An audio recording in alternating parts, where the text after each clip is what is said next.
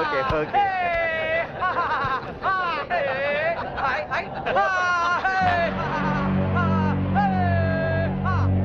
రామ్మా శాంభవి, నమస్తే. ఏంటి ఆలోచిస్తున్నావు? మెంటల్ హాస్పిటల్లో ఉండాల్సిన మా తమ్ముడు ఇక్కడ బర్త్డే సెలబ్రేషన్ చేసుకుంటున్నాడేంటాని కదా. దట్ ఈస్ ధన్రాజ్, ఈ సిటీకే రాజుని. మీ పోలీస్ డిపార్ట్మెంట్ మా లాంటి విలన్ని ఏమీ చేయలేదు. నీ చేతిలో ఉన్న ఈ లాఠీ నీకు ఊతకర్రగా ఉపయోగపడుతుందేమో కానీ మాలాంటి వాళ్ళ మీద ప్రయోగించడానికి మాత్రం పనికిరాదు. నీ బెల్ట్, నీ ప్యాంట్ టైట్ గా ఉంచడానికే తప్ప మా మీద నీ పవర్ చూపించడానికి మాత్రం కాదు. పోతే నీ షూస్ లెఫ్ట్ రైట్ కొట్టడానికే తప్ప మాలాంటి వాళ్ళని కొట్టడానికి మాత్రం అస్సలు పనికిరాదు. ఈ మాత్రం చిన్న విషయం తెలుసుకున్నావనుకో, నువ్వు జీవితంలో బాగా పైకొస్తావు. It's my personal opinion. నమస్తే ధనరాజు గారు. మినిస్టర్ గారు నమస్తే.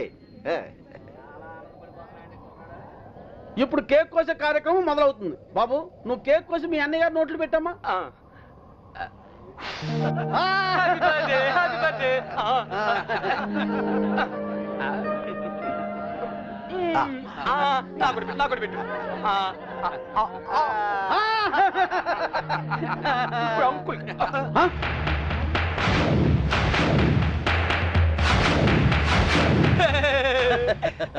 మీరేం ఫీల్ అవ్వద్దండి, పాపం పిచ్చోడు కదా. మీ కార్యక్రమం మీరు కానివ్వండి. కానివ్వండి. Good uncle, good uncle. Uncle మరే నాకు ఆ బెల్ట్ కావాలి. అమ్మో అంకుల్, నేను తీసుకొస్తాను కదమ్మా, నేను తీసుకొస్తానుగా.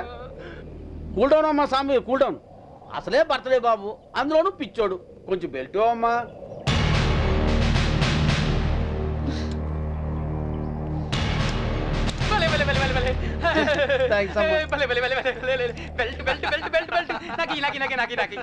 ఇదిగో తీసుకో బాబు. అంకుల్ అంకుల్, మరి నేను ఇప్పుడు ఒక ఆట ఆడుకుంటానే. అలాగే ఏం ఆటమ్మా?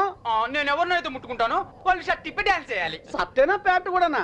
షర్ట్ ఒకటి చాలు, వీళ్ళందరూ చెప్పు. అలాగే. ఇగో చిన్నోడు ఏదో ముచ్చలు పడుతున్నాడు, కొంచెం కోఆపరేట్ చేయండి.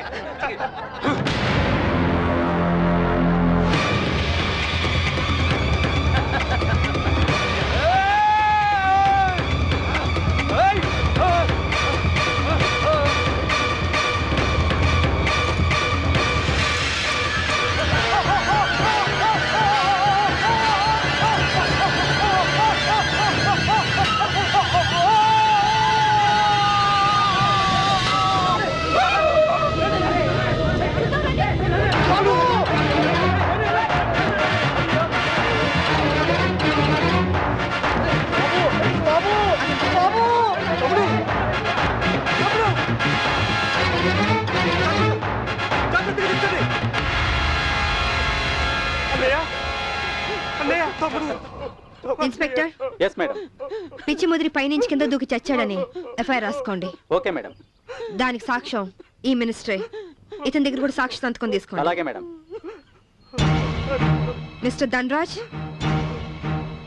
ఇందాక ఏమన్నా? పోలీస్ బెల్ట్ ప్యాంటు జారిపోకుండా ఉండడానికా?